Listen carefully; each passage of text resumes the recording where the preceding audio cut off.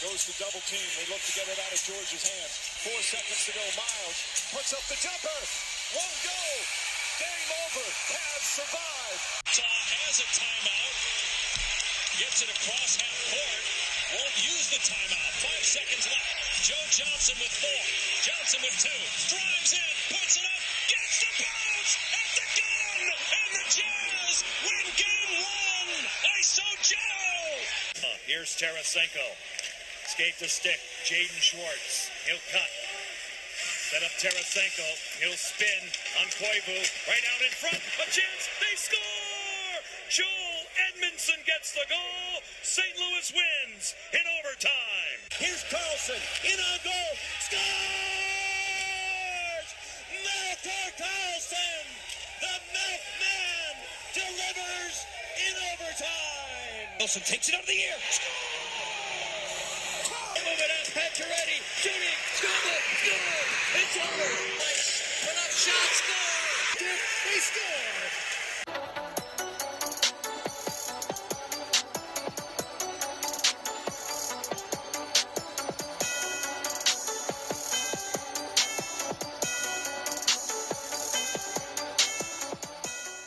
Welcome to the 11th Dispute Sports Podcast Show. Thanks for tuning in, everybody. I'm your host, Kyle Neumann, joined by my good friend and co-host, Rhett Hensley. Today we are talking NBA and NHL playoffs, one of the best times of the year in sports. Good morning, my friend. How are you doing? Oh, I'm doing great. How are you doing, my friend? Doing wonderful. Doing wonderful. The start of a week here. I'm pumped. Get to go to Game 3 tonight for my Blackhawks in Nashville. A little bit nervous, Rhett. I'm not going to lie. Might have gotten the prediction wrong. We'll talk about that in the second segment. But nonetheless, I am doing great. I wish the weather was a bit nicer. Looking like it storms today. But I am having my cup of coffee right now. Still one. And, hey, I can't complain. I can't complain, right? But we have a loaded show today with playoff talk here. In the first half, we're talking NBA playoffs, Rhett. They got underway on Saturday, so we can still make our predictions for the series. But we do have game one in the book across the board. So let's start, Rhett, on Saturday with the games that were, well, I tell you what, kind of disappointing besides our Pacers game, which ended up being disappointing. But yeah, exactly. The games in general, you thought that they were setting up to be very entertaining games, and the majority were not. But let's start, Rhett, with our Pacers game, because that was the first game, Game 1, Pacers-Cavs in Cleveland, Rhett. And boy, did our Pacers just fall short. Just short. It was a game, Rhett, as we were texting each other back and forth, oh my goodness, are we actually going to pull this upset off? I thought we were going to. This was a game where Cleveland outshot us, basically outplayed us, but we hung around. We know that throughout the regular season, we were one of the worst teams in the playoffs. The Pacers really struggled, 13-28 away from home. However, in the playoffs, Rhett, the Pacers are typically pretty good. In particular, our star, Paul George, who had a phenomenal game, finished with 29 points, 5 rebounds, and 7 assists. But in this game, it ended up being too much LeBron James in the end, finished with 32 points, 6 rebounds, and 13 assists. Let's set it up, though, Rhett. The game went back and forth for most of the game. Toward the end of the third quarter, the Cavs extended their lead to their biggest lead of the game to 12. Many people thought it was over. I was starting to doubt it as well. However, the Pacers, Rhett, did not give up. They kept coming back, large part due to Paul George, and how about Lance Stevenson? That pickup is proving to be so key for this Indiana team, Rhett. But he had a great game himself, helped bring the Pacers back, Rhett, and actually, at the end of the game in the fourth quarter, it was a dandy of a finish. The Indiana actually took the lead by 2, Rhett, after Jeff Teague hit 2 consecutive threes with 3 minutes to go, and you thought maybe Indiana was just going to be able to do this, but then quickly LeBron answers with a slam in the lane. Game tied. Back and forth we go. And then the final possession, Rhett. With the Cavs up by 1, LeBron takes a 3 to try and put Indiana away. He misses. Rebound Pacers, 20 seconds to go. Game-winning time? No. The Cavs held on to win 109-108 as C.J. Miles missed a step-back jumper to fall just short, Rhett, and Cleveland take Game 1. Your thoughts on this game, and then we will talk about the finish and what we thought about that last possession. What were your thoughts on this game here? I thought it was a well-rounded game. I thought, it was probably one of the best ones for Saturday. But for the Indiana Pacers falling short, it was saddening. But I mean, you're playing the Cleveland Cavaliers. You got LeBron on the team. They shot 54%. That's hard to beat. It's hard to beat. And when you're hanging around, when Paul George and Lance Stevenson and just a couple of players are really, really putting it out there, I think that's pretty good. I think a 1-point loss is not bad on the road, and I think that they can come back in tonight and potentially steal Game 2. Well, I hope so. Now, this last possession that the Pacers had, Rhett, had a great chance to win this game, okay? And so I want your thoughts first before I give you mine. The Pacers down by 1, 20 seconds to go, and they end up getting a good shot in terms of a good look from C.J. Miles. However, the ball gets inbounded to Paul George, and immediately he gets double-teamed as LeBron comes over there and they trap. So Paul George has to give it up. And when in doing so, C.J. Miles looks off Paul George after he wanted the ball back, and he had some momentum running LeBron to his back, decides to look him off and takes a step-back jumper that, again, was a good look but not a good shot. What do you think, though, Rhett, with that last possession for the Pacers? I personally think it was not a bad shot. I think that C.J. Miles wasn't playing well that game, but also I think that he had a great look at the goal, and honestly, he should have knocked that down. He had a couple seconds where I think that he could have adjusted and taken his time a little bit more, knocked down the bucket. But on the other side of it, I think that Paul George is a superstar, and instead of giving that ball up, I think that he needs to attack the rim. But I can definitely see both sides of it. C.J. Miles is a great player. I don't know if he needs to be taking game-winning shots at the end of the game. But, if you're open, you're open. He's a teammate that's on the team, and Paul George needs to have trust in him. I'm going to disagree with you, Rhett. This shot should have been taken by the Pacers superstar, Paul George, who, had it not been for him in this game, it would not have come down to a last-second shot. Paul George had to be the person to take that shot. He even admitted it after the game. And that's why I thought that the play was a poor play. And if you can even call it that, it was more of a scramble. I think it should have been a designed play for Paul George off of a screen. Don't throw him the ball at first because everybody knows he's taking the last shot.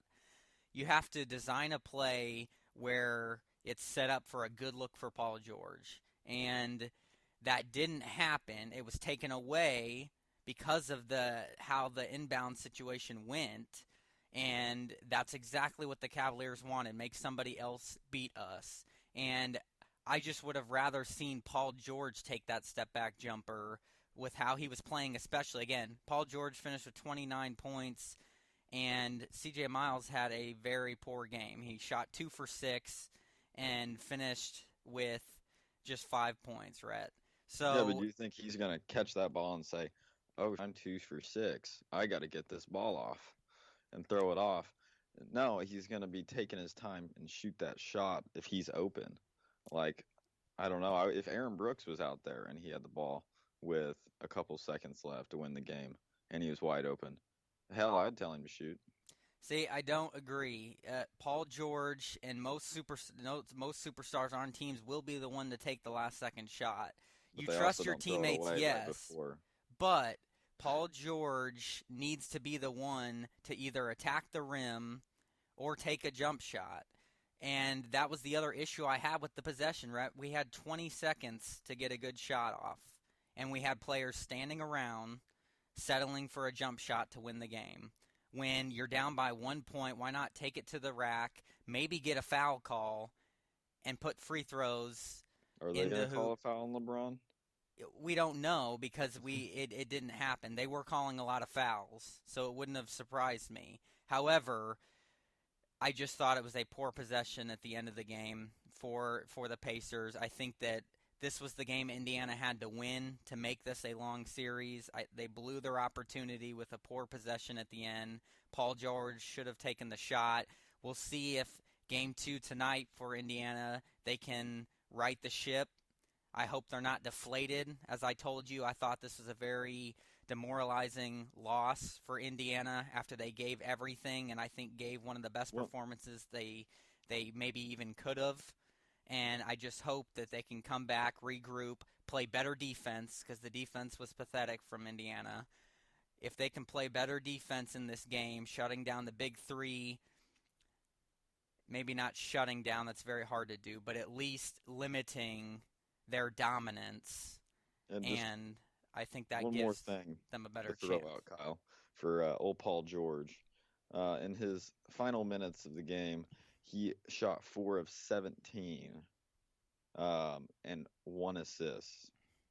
So, that's not great. Exactly. I heard the stat. In his last 15 game-winning opportunities, he is 0 for 15. I get that. I still want the superstar taking the shot at the end of the game. He had the best game for Indiana.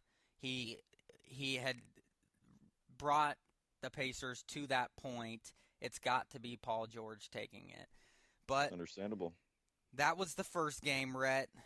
That's in the past. Indiana has to move on to Game 2 tonight in a game that you think is very necessary for the Pacers to win, or else you feel that it might be a sweep otherwise. No, I could see a sweep in the future if they get beat tonight. I'll make a prediction. I know that's a little early, but I definitely think that LeBron James it can get very deadly. Okay, so make a prediction. Make a prediction, Rhett. If the Pacers win tonight, regardless of who wins, don't do it that way. Tonight's a 6-game series. Okay, so if the Cavs win, you're predicting a sweep. I am. That's how you're going. 4 games versus 6 games. That's how big Game 2 is tonight. Okay, I'm going to disagree with, regardless of if Indiana wins tonight or not. I do think it's a 5-game series. I think Indiana gets 1 at home. I do not think they win tonight, but I sure hope they do, Rhett. I sure hope so. All right. I respect your prediction, and now I think it's time for the Milwaukee Bucks and the Toronto Raptors. Is that correct? It is. It is. Take it away, Rhett. Tell you what, I watched this game, and the Milwaukee Bucks are an interesting team to be watching. It's like watching me out there, just a lot longer and taller. I think the same thing every time I watch Giannis Antetokounmpo. But I'll tell you what, the Toronto Raptors, they were getting a little finicky. I'll tell you what, like we've talked about before, the Toronto Raptors might be a little overrated. And that's for you, Stu. But shout out to Stu and his Toronto Raptors. He's not going to like that. But DeMar DeRozan, I think, was a big part of the game. He had 27 points. And then Serge Ibaka. Serge had 19. Pretty impressive. He had a double-double with 14 rebounds. But, this game was an interesting game because it kind of got out of the way, The Raptors kind of fell behind, and you could see that the Milwaukee Bucks were kind of in control. And the Toronto Raptors fans did not like that at all. No, they did not. Rhett, though I would generally agree with that statement about the Raptors being a little overrated, I think they might be able to take a pass after the run they had last year because they were almost the team in the finals. They really pushed the Cavs in the Eastern Conference Finals to the brink in 6 games, but they almost dropped a series 1 too. But they did by our Pacers. But the Raptors, Rhett, they did not show up at home yesterday. This was a game that surprised me. It was close for a little while, and then the Bucks and the Greek Freak. Does it really surprise you? It did. I did not expect Toronto to not show up in the first game at home, but I did expect the Greek Freak to really dominate for the Bucks because he is one incredible player, and he did. He had 28 points, 8 rebounds, 3 assists. He really was a one-man show. The Raptors had no answer for him, and that was the difference in this game. So I was Middleton shocked. Could not hit the broadside of a barn. I don't know if you saw that, Kyle. No, yeah, he really couldn't. And I will say this, Rhett. This is not going to be how every game goes in this series. The Raptors will get back on track. The Bucks cannot play through the Greek Freak only. He is going to have some outside help because the Raptors will figure out how to slow him down, and he is going to need some help. I'm going to make a prediction, Rhett. I will take the Raptors in. It's a toss-up between 6 or 7 games. But you know what? After the Bucks steal Game 1, I'm taking the Raptors in 7. I think that because the Bucks took Game 1, it's going to be a 7-game series. Raptors in 7. Your prediction? Wow, Milwaukee in 6. Milwaukee in 6. Wow, you're taking that big 6-3 matchup, aren't you? Or upset matchup. I am. I think that Milwaukee is a highly underrated team. And Toronto, they got some players, but I like the chances of Milwaukee against this team. I think that they have great matchups. And my twin, he's definitely going to show up. Yes, I can absolutely see. I can see the resemblance, Rhett. But okay, I can respect that pick. I can respect it. Stu won't like it, but you know what? They have to show up in Game 2, which is tomorrow night. Show up and show out. The Bucks and the Raptors. All right, Rhett. Moving on to the West, the Grizzlies taking on the Spurs, and this game was also, like the Raptors, close for a while, and then the Spurs did what the Spurs do. The Spurs ended up blowing out the Grizzlies, at 111-82 to take a 1-0 series lead. Kawhi Leonard did what Kawhi Leonard does. 32 points, 3 rebounds, 5 assists to lead them. Marc Gasol had a great game for the Grizzlies, had 32 points, 5 rebounds, and 2 assists himself. However, Rhett, the Spurs, they have the Grizzlies' number. They swept them last year in the playoffs. Now they have the 1-0 series lead. And my takeaway from this game was too much Spurs, too good at home. And the Grizzlies, I think, will put up a fight in the series going forward. I don't think that the next games will be a blowout like this, but I do not think the Grizzlies will win this series. So I do pick the Spurs to win this series, Rhett. I'm going to say in 5. I'll give the Grizzlies 1 win in this series back home, but I think it's a 5-game series, and Game 2 will be tonight for this series, so we'll see what the Grizzlies can do. But that was my biggest takeaway, Rhett. Too much Kawhi Leonard, too much veteran Spurs. I'll tell you what, time to bring out the sweeper and just start sweeping them. Old Memphis is getting taken out to the trash. San Antonio is too much, and they will be too much this whole entire series. I am taking San Antonio in 4. San Antonio in 4. I can understand that safe pick, Rhett, with how strong they are, but there's not much else to say. This was a blowout. Sure was. That's basically it's pretty clean cut and dry.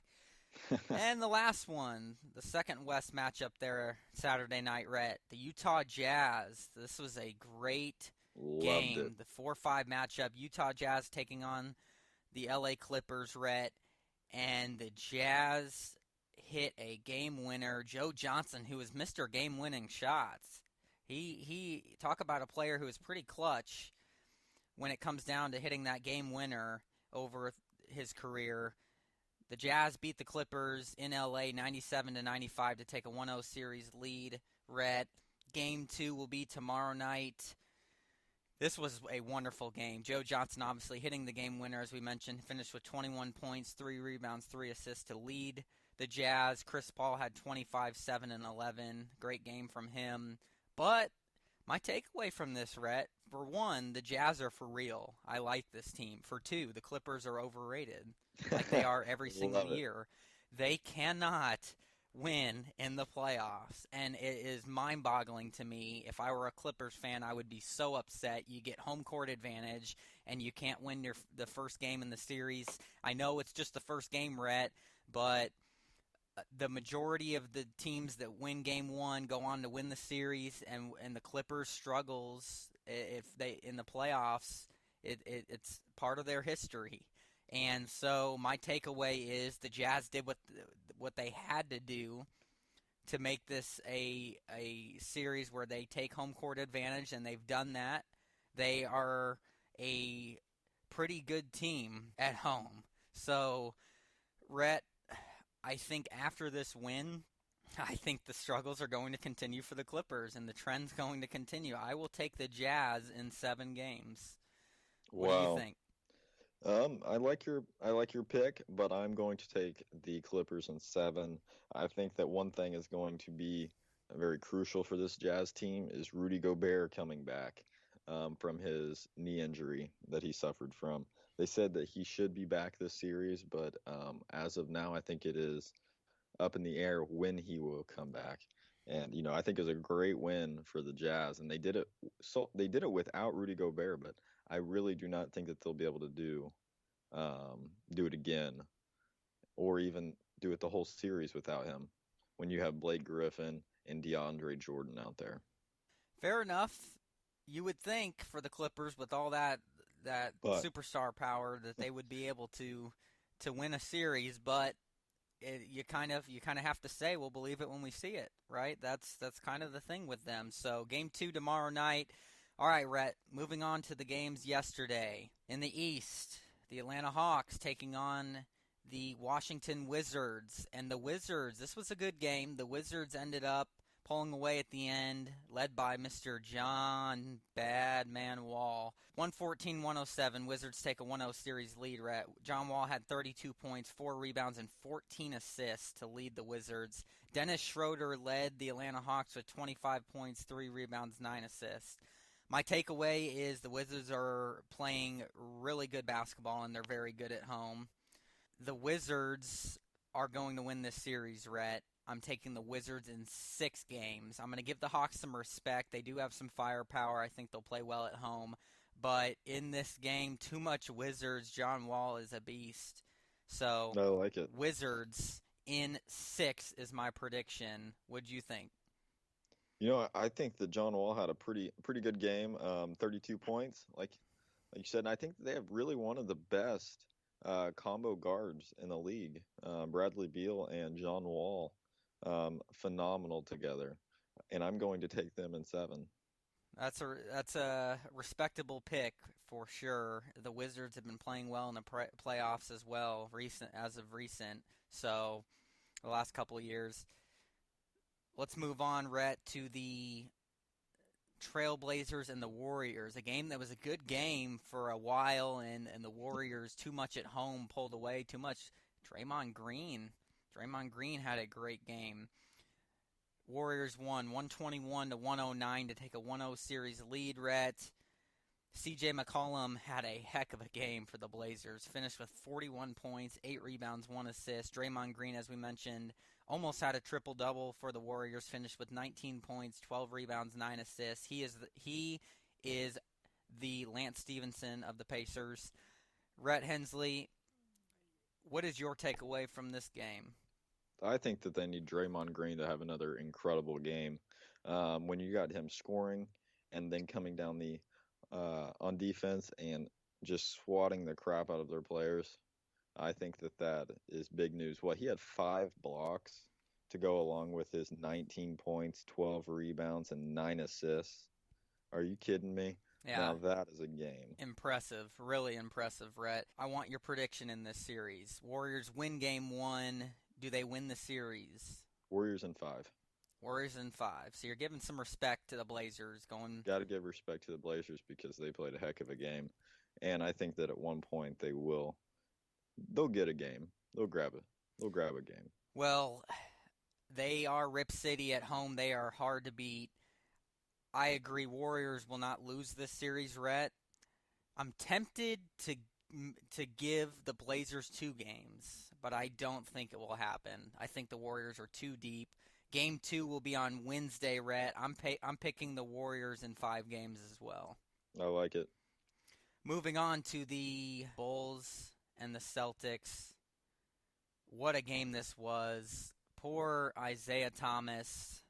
Thoughts and prayers out to his family after Isaiah Thomas just found out Saturday night that his sister passed away in a car accident, and he played in this game, Rhett. You could see, obviously, how emotional he was. What credit to him to play in this game. Unfortunate they ended up losing, but you have to credit the Jimmy Butler and the Bulls. Jimmy Butler finished with 30 points, had 9 rebounds and 3 assists, and the Bulls won 106-102 to steal Game 1 at the 1 seed. But Isaiah Thomas had a phenomenal game. 33 points, 5 rebounds, 6 assists, Rhett. They fall short, though, but I do think they will bounce back in this game, in this series. I do think this is going to be a good series, Red. This Bulls team is a very good 8 seed, so believe it or not, I'm taking this to be a 7-game series, but I do think the Celtics will win this series in 7. Yep, I can actually agree with you on that. I think that the Celtics, a little too much emotion going last night. Even for the whole team, I think the whole team was kind of in shock. But I think that the Bulls came out and they showed up and they showed out. So I think that the Celtics can bounce back from this and get it in 7 games. On the same page there, but boy, that was an entertaining game. Very good game to watch. So Game 2 will be tomorrow night between the Bulls and Celtics. All right, Rhett, the final game last night to wrap up the NBA playoffs. First round matchups, game 1s. It was a blowout. The Oklahoma City Thunder taking on the Houston Rockets in Houston, Rhett. 118-87. James Harden and the Beard dominated the Thunder. Everybody was wondering how were the 2 MVP candidates going to do matching up here in the playoffs. Boy, did Houston take control in Game 1, Rhett. They lead the series 1-0. My takeaway from this game was Russell Westbrook did not have a good game and that he doesn't have enough help around him like James Harden does. Too much Beard. That's right. James Harden finished with 37 points, 7 rebounds, 9 assists. Phenomenal game from them. Andre Roberson, the Thunder, with 18 points, 7 rebounds, 1 assist. Russell Westbrook shot 6 for 23 and finished with 22 points and 7 assists, 11 rebounds. He was close to a triple-double, but not a good shooting performance from him. The Thunder will get back in this series, but they will not win a game on the road. I'm going to take the Rockets in 6 games, Rhett. I'll give the Thunder a couple games. Wow, Kyle. I have a little bit more respect for the Thunder. I'm going to throw them a 7-game series, and to be honest, I'm taking the Thunder. Okay. I'm taking the Thunder. I think that this first game was a fluke, and I think we're going to see it balance out pretty soon. I think we're going to have a nice long series. Let me be clear. Russell Westbrook will not have another game like this. No. And he is still my MVP. This doesn't change that because James Harden had the edge in Game 1 here at home. I do think the Thunder will bounce back. That's why I'm taking it to a long series. I just think it'll be a 6-game series. I think the Rockets have too much help on the team around James Harden as opposed to the Thunder and Russell Westbrook's help. But the Thunder are hard to beat at home, which is why I think it will be a 6-game series.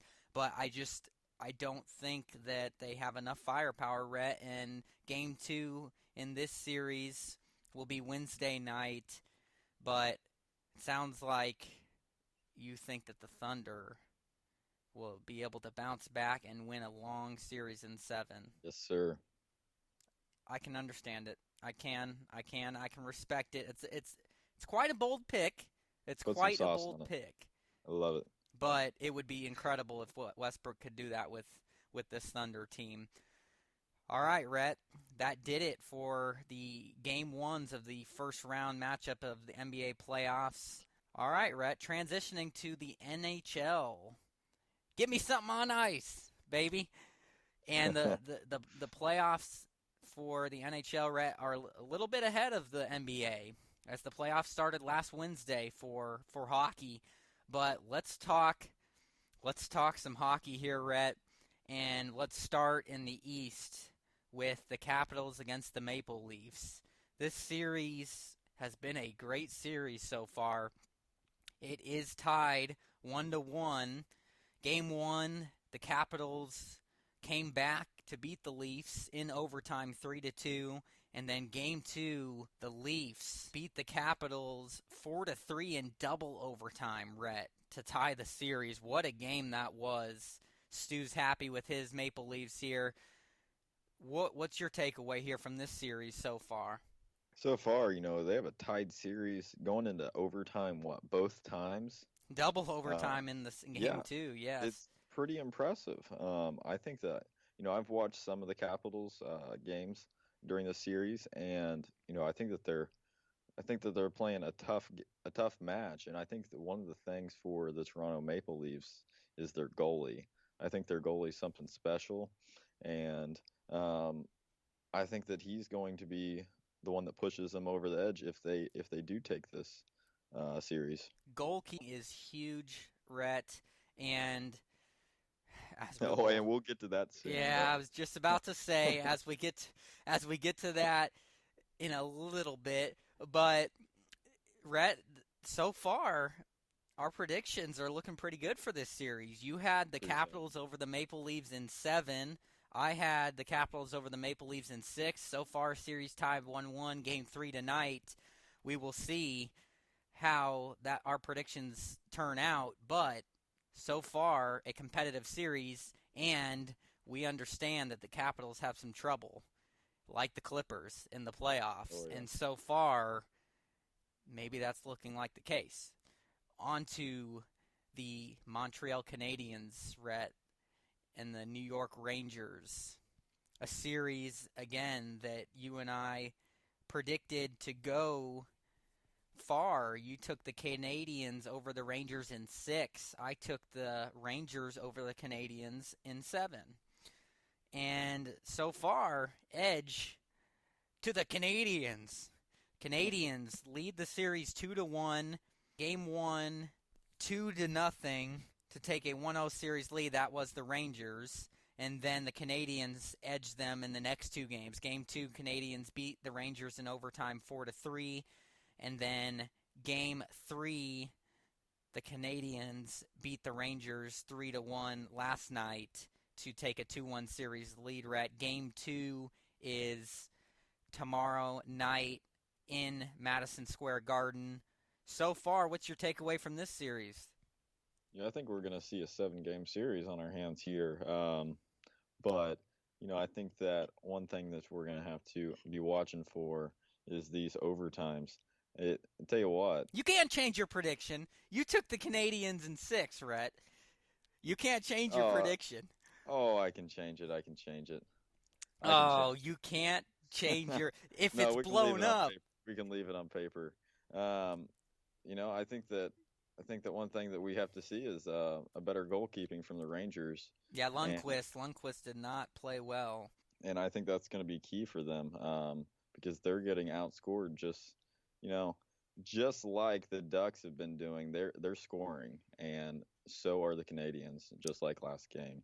So I As think that we will. goalkeeping, as important as goalkeeping is, so is putting the puck in the net, as we It will sure get to. is. As we So, get to. okay, Rhett, are you telling me you're going away from your prediction? You're not going to stick with the Canadians in 6, even though they're up 2-1 right now?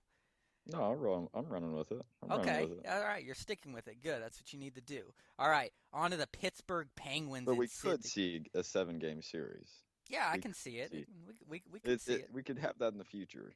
Yeah, hey, again, that's that's what I picked, a 7-game series. But I took the Rangers over the Canadians, and I'm not feeling so good about that with the goalkeeping I'm seeing from the Rangers right now. So that will be interesting. Not just that though, they're not playing well on offense in the offensive zone either. Much like my Blackhawks, they're not looking very good with the puck on them. All right, Rhett, on to the Penguins, the Pittsburgh Penguins and the Columbus Blue Jackets. This has been a dominating for Pittsburgh, which is not what we predicted. You predicted the Penguins over the Blue Jackets in 6 games. I predicted the Penguins over the Blue Jackets in 7, and it's looking like let's get the brooms out here. Yeah. Because Pittsburgh, after a couple really good games, is now taking control. Rhett, 3-0 in this series. Game 1, they beat the Blue Jackets 3-1. Game 2, they beat them 4-1.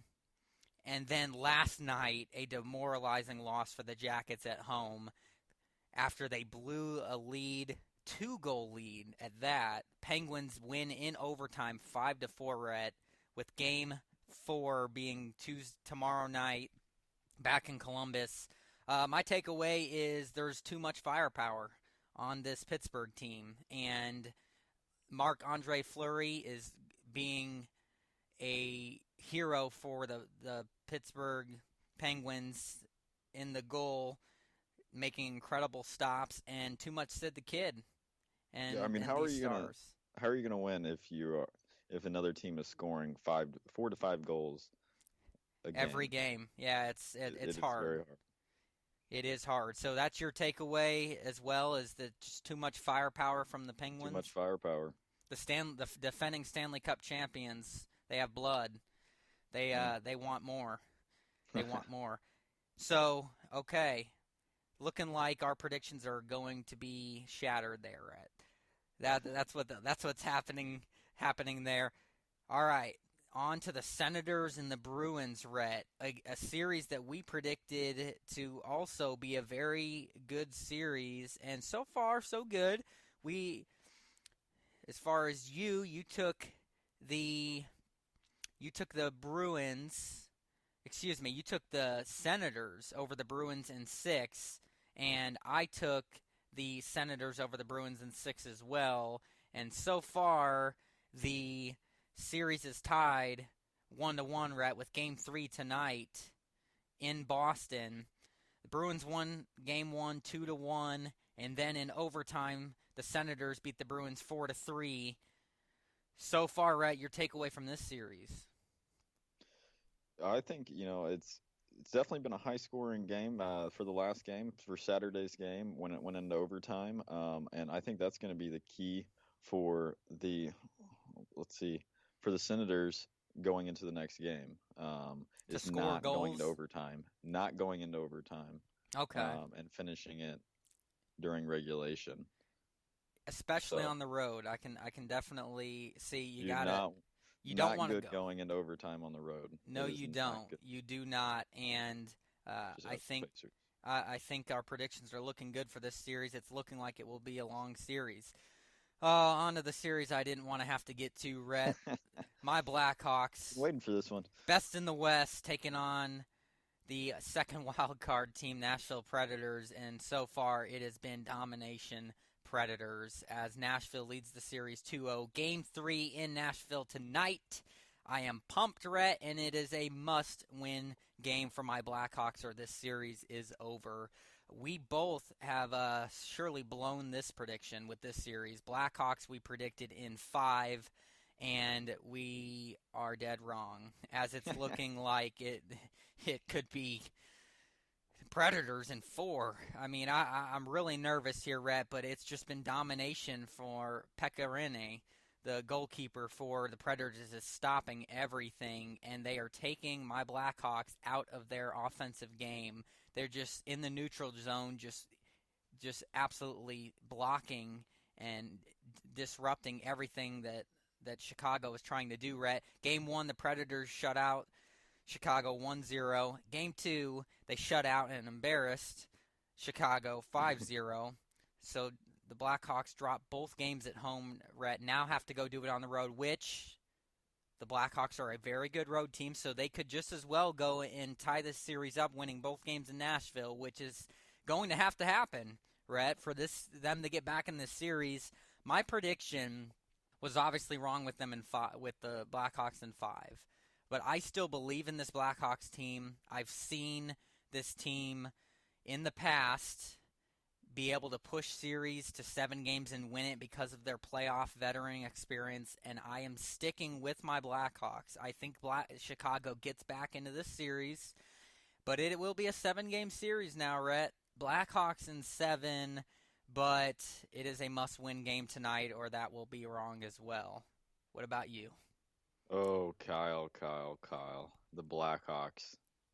Tell you what, I've watched both of these games, and I've enjoyed it every second. The goalkeeping from the Predators has just been amazing. What is Patrick Kane doing, Kyle? What can he do better to spark this Blackhawks team?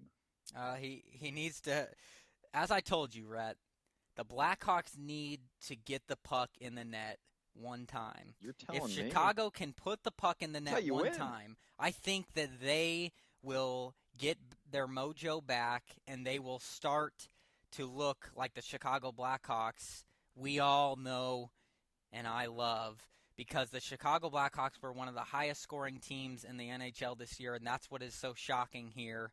But that's what has to happen, Rhett. I think that mentally right now they are letting the Predators get to them, and understandably so. They're frustrated. They cannot get good shots on goal, and I think that they see the puck go through the net once. That will change everything for the Blackhawks in this series. But that's what has to happen. And Patrick Kane, Jonathan Toews, the leaders of this Blackhawks team needs to step up and lead this team, Rhett. So what's your prediction, though? Do the Blackhawks get back on track? Just because you're going to tonight's game, I definitely want the Blackhawks to lose. Unbelievable. The disrespect. No, I'm kidding, buddy. Just because you're going, and I want you to have a perfect away game. I want you to take this one. And it helps my prediction. So it does. So what are you saying? If Chicago can win tonight, do you think that they still win this series? If they win tonight, that I still think that they can. But if they get shut out again, game over. It is game over. Well, I hope not. If you get shut out 3 games in a row, then I have no sympathy.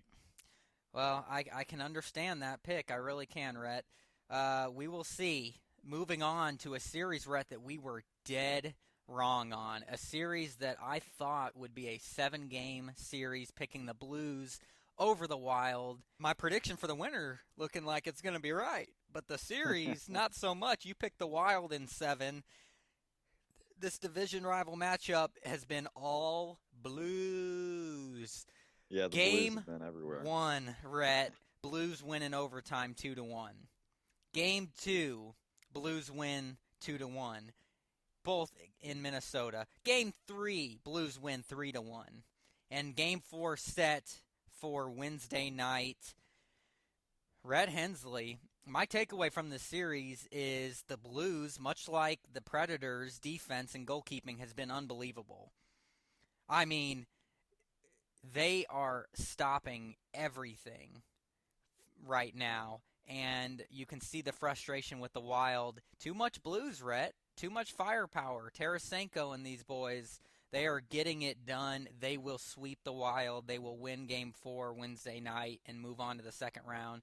Matthew Hooper, my buddy, is a happy Blues fan right now. But, Rhett, dead wrong on this type of a series. Now, except as far as the game prediction, it's been a good series as far as good games. They've come down to the wire, but it's just been all Blues with the wins. And Too much blue. Too much Blues. Your prediction dead wrong with the Wild in 7. That, well, unbelievably, right? It could still be right. They got to win 4 in a row, though. Do you think it happens? I do not. I think that the Blues will probably handle their business and move on. And you think play they sweep the Predators next round? Yeah, boy. So. Hey, so. do you think that it's a sweep? Do they win at home to close it out? I think that it is a sweep. I think that they will finish them off. I feel like they have some, momentum riding into that game, up 3-0. All right. Last 2 playoff matchups here, Rhett. Anaheim Ducks, your Quacks, against the Calgary Flames. A very physical series. 2 very good games so far. Your Ducks are up 2-0. They took care of business at home, Rhett, winning both games 3-2. Game 3 tonight in Canada. I'll tell you what, Rhett, our predictions are looking pretty good. We both took the Ducks in 5 over the Flames, and I'm sticking with it. This has been all Anaheim so far. Too much firepower on offense for the Ducks, Rhett, and I do think that Calgary will win one of these 2 games at home. But it is a 5-game series. I'm sticking with that prediction. Your Ducks looking like they're moving on to the second round. Oh, yeah, looking forward to it. I'll tell you what, one thing that's going to be key for coming in this game tonight is having another quick goal.